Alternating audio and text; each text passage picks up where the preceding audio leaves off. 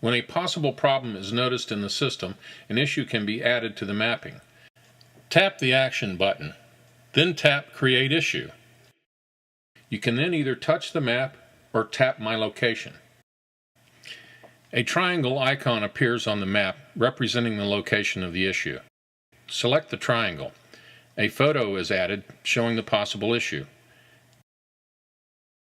Dictate a summary of the suspected issue.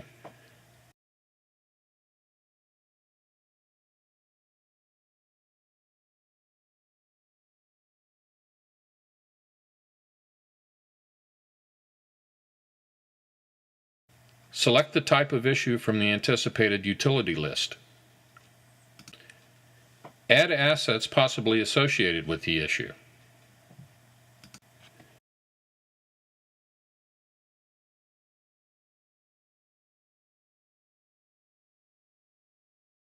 A work order may eventually be assigned if needed after the issue has been reviewed.